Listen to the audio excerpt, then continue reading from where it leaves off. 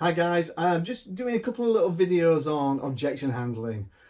This is one of the sort of big things that I get asked to do when I go to see companies in all sectors. And I think it's quite interesting because there's a lot of stuff out there in the Ethernet on objection handling, and a lot of it is very sort of old-fashioned in a lot of ways, same sort of stuff that I was getting taught 25 years ago in sales. Some of it is decent, and there's always a bit of good stuff out there if you can search around and find it. The sort of best stuff that I see out there is the stuff that's based on the sort of AAA psychology behind it. So we agree, we acknowledge, and we advance through an objection. And I think that's absolutely right. But I don't think people get into the detail of getting people to understand how objections go so much deeper than that and in so many different directions. Only 44% of salespeople handle one objection before giving up. So it's quite a high percentage, and I think that's because a lot of people say this is an objection, this is what we say to it when it comes up, and when we say that and it doesn't work, we kind of just fold.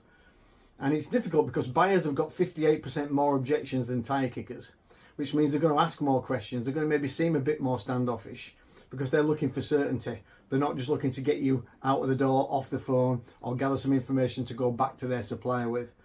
So just very, very quickly, a few of the things that I think you need to think about when handling objections. So for me, the first thing is it an objection or is it information? Because we tend to take as salespeople anything that's a negative step in our process as an objection, and then we get taught to handle that objection. But then that quite often makes it abrasive, confrontational, and it's not where we want to be. So first of all, if it is an objection, we've got to ask ourselves a set of questions. So is it real? Or is it false? Based upon if it's real or false, do we need to handle it, or can we ignore it and just move through our process by giving it a light touch? Is it very early, too early for them to know what they're objecting to, a premature objection? Is it late? And the very late ones for me are the most dangerous ones, the ones that I call the distance objection at the end of your conversation that you shouldn't really be getting, or you should certainly be interrogating. Slightly different if it's inbound or outbound. The training slightly changes based on that. But, is it an objection? If it is, then we should basically be happy to handle it. So an objection for me is something that we get a lot. It sits in our wheelhouse. We understand it. We understand why it's come, when it's come, and we understand what to do with it and how to move the conversation forward with it. If it's information, then we need to interrogate that information because we need to understand why it's come up. Has it come up at the right time, a weird time? Do I understand why they're saying that? If it's just information, I can't handle information. I have to interrogate information to know how to move forward with it. Again, sometimes it's just a pure plea for clarity. Sometimes they want to get something answered that is going to move them forward in your process in their mind.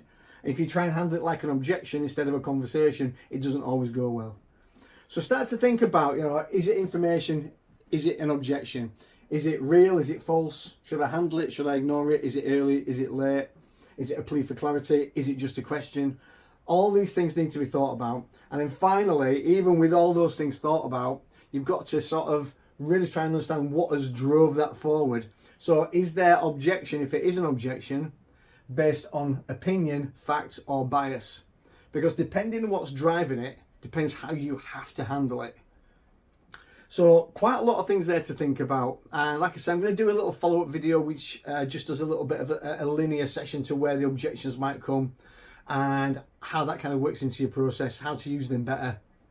But if you would like to ask me more on this, or you would like to get a free demonstration for your sales team, whatever it might happen to be, I would love to hear from you. Feel free to drop me a DM or email me at info@andyscotttrainingsolutions.com, and I'll hopefully speak to you very soon. Cheers, guys.